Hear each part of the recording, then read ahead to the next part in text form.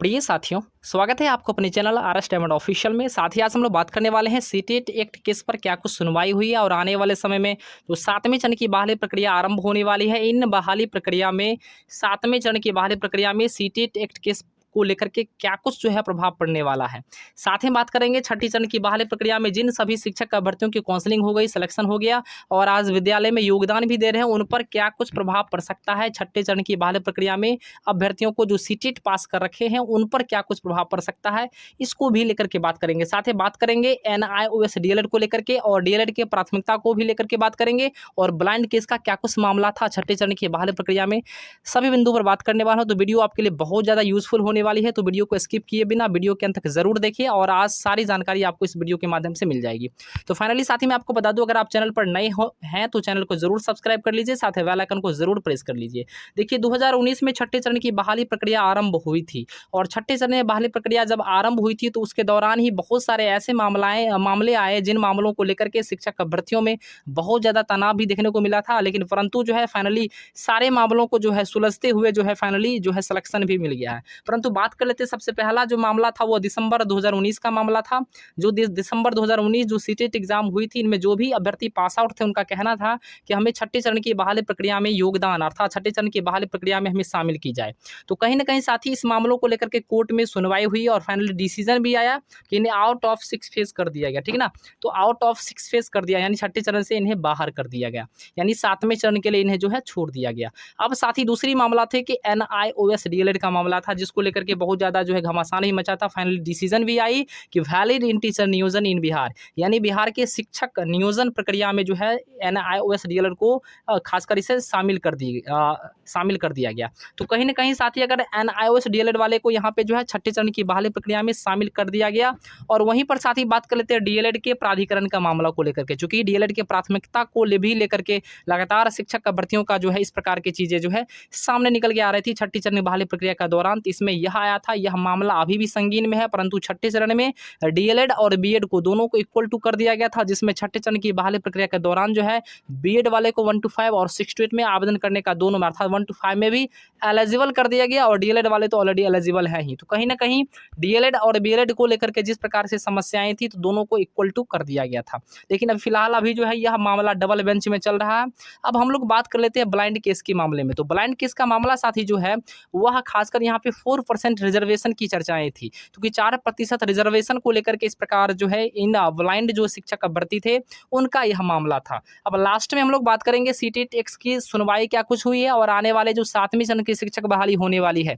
इन बहाली प्रक्रिया में सीटेट एक्ट केस का क्या कुछ प्रभाव पड़ने वाला है। तो साथ ही कुल मिलाकर देखा जाए तो छठे चरण की बहाली प्रक्रिया में जिन सभी शिक्षक अभ्यर्थियों का सिलेक्शन भी हुआ है और जिनका खासकर काउंसलिंग वगैरह जो लास्ट वाला 14 से 16 के बीच में हुई है, उनको भी इस मामला का प्रभाव पड़ सकता है। परंतु इससे कितना ज़्यादा जो है खासकर नुकसान होने वाली है और कितना ज़्यादा बेनिफिट किनको मिलने वाली है, सभी बिंदु पर बात करेंगे। सबसे पहले साथ ही मैं आपको बता दूं कि सीटेट एक्ट केस जो सबसे पहले अक्टूबर 2020 में जो है बीटेट वालों ने मुकदमा किया था, केस किया था, और यह जो है खासकर जिनका मेधा अंक कम था, यानी जिन बीटेट वाले स्टूडेंट का, जिन बीटेट वाले शिक्षक अभ्यर्थियों का मेधा अंक कम था, उनके द्वारा इस प्रकार का मामला जो है खासकर कोर्ट में आई थी। तो कहीं ना कहीं आप समझ सकते हैं कि अक्टूबर 2020 में जो है बीटेट वालों अर्थात जिनका मेधा अंक कम था, उन लोगों ने सीटेट एक्ट केस को लेकर के लगातार जो है उन लोगों ने सुनवाई भी की और इस पर जो है मामला चलता रहा। अब साथ ही बात आती है कि लक्ष्य क्या था, यानी जिन बीटेट वाले शिक्षक अभ्यर्थियों ने जिनका मेधा अंक कम था, उन लोगों को लक्ष्य क्या था जिनके आधार पर उन्होंने सीटेट एक्ट केस को लेकर के उन्होंने मामला को कोर्ट में पहुंचाया। तो कहीं ना कहीं उनका लक्ष्य साथ ही यहाँ पे स्पष्ट रूप से लिखा हुआ है कि सीटेट वालों को बिहार से बाहर करना है, यानी कहीं ना कहीं उसका मुख्य उद्देश्य यही था कि सीटेट वाले जो भी उत्तीर्ण अभ्यर्थी है उन सभी शिक्षक अभ्यर्थियों को बिहार के शिक्षक नियोजन बहाली प्रक्रिया से उन्हें बाहर कर देना है, उनका यह लक्ष्य था। अब साथ ही इसके तर्क उन्होंने क्या दिया था कोर्ट में, जो उन्होंने तर्क दिया था अपना, उनका तर्क क्या था? उनका तर्क था कि एनसीटीई की गाइडलाइन के अनुसार अर्थात एनसीईटी के गाइडलाइन के तहत जो है जो राज्य सरकार टेट एग्जाम्स नहीं लेती है, जी हाँ, जो राज्य सरकार टेट एग्जाम्स लेती है और जो नहीं लेती है, जो टेट एग्जाम नहीं लेती है वहाँ तो सीटेट वगैरह वैलिड होता है, लेकिन जो टेट एग्जाम लेती है वहाँ सीटेट को वहाँ पर जो है खासकर उपयोग में नहीं लाया जाता है। तो कहीं ना कहीं इस प्रकार के तर्क को देकर उन्होंने जो है कोर्ट को बताने की भी भी प्रयास किया और लास्ट में जो है कई प्रकार के जो है सुनवाई भी इस पर कई दिन होते रहा। अब साथ ही बात ये आती है कि जिन राज्य सरकार में अर्थात जो भी राज्य सरकार हो, जो टेट का एग्जाम से अगर नहीं लेगा तो वहाँ जो है सीटेट वैलिड बिल्कुल होगा, और जो टेट एग्जाम लेती है वहाँ सीटेट को वैलिड नहीं माना जाता। अब बात यह आती है कि बीटेट और सीटेट को लेकर जब मामला संगीन होता चला गया, कोर्ट में जब पहुंचा, तो वहां पे बीटेट वालों का जो वकील था, उनका नाम था राजेंद्र नारायण जी, इनके द्वारा इस प्रकार की चीज़ों को प्रस्ताव रखा गया। उन्होंने अपना सारा बयान जो है खासकर जज के सामने इन्होंने रखने का प्रयास किया, जिनमें इन्होंने आरटी 2009 का उन्होंने उल्लंघन भी, इस प्रकार की चीज़ों को भी उन्होंने भी व्याख्या किया। तो कहीं ना कहीं साथ ही उनका स्पष्ट रूप से कहना था कि जिन राज्य सरकार था, जो भी राज्य सरकार टेट एग्जाम्स नहीं लेती है, तो वहाँ तो सीटेट वगैरह वैलिड होगा, परंतु जो राज्य सरकार टेट एग्जाम्स ले रही है वहाँ कहीं ना कहीं सीटेट को लेकर के वहाँ जो है उपयोगिता नहीं दर्शाई गई, अर्थात राज्य सरकार को चाहिए कि यहाँ जो है सीटेट को वैलिडिटी नहीं दे। अब साथ ही बात आती है कि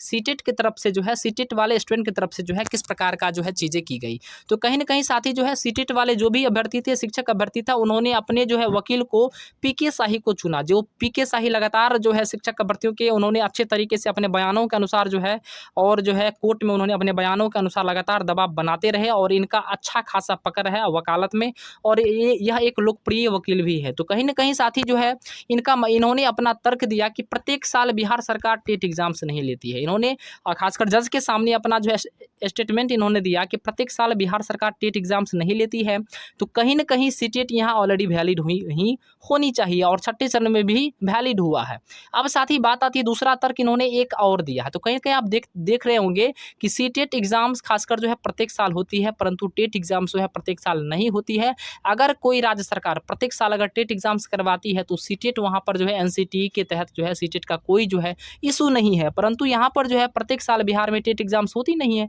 2011 में टेट एग्जाम हुआ था, उसके बाद 17 में हुआ था। कहीं ना कहीं साथ ही इस प्रकार का लंबा जो है गैप हो रहा है, तो कहीं ना कहीं इस प्रकार की चीज़ें यहाँ जो है शोभा नहीं देती है, और यहाँ पे सीटेट को लेकर किसी प्रकार का कोई ज़्यादा संदेह भी नहीं है। दूसरा तर्क इन्होंने बहुत ही मजबूत तर्क दूसरा और इन्होंने दिया कि यहाँ प्रत्येक साल बीएड और डीएलएड जो उत्तीर्ण हो रहे हैं अभ्यर्थी, जो लगातार बीएड डीएलएड कर रहे हैं स्टूडेंट, और इन स्टूडेंट की संख्या लगातार बढ़ रही है, और इनको चाहिए कि प्रत्येक साल जो है टेट एग्जाम्स हो। तो कहीं ना कहीं अगर टेट एग्जाम प्रत्येक साल नहीं होता है, तो कहीं ना कहीं बीएड और डीएलएड वाले जो उत्तीर्ण अभ्यर्थी होंगे, उत्तीर्ण जो साथी होंगे, स्टूडेंट होंगे, तो उनको प्रत्येक साल सीटेट के माध्यम से उन्हें जो है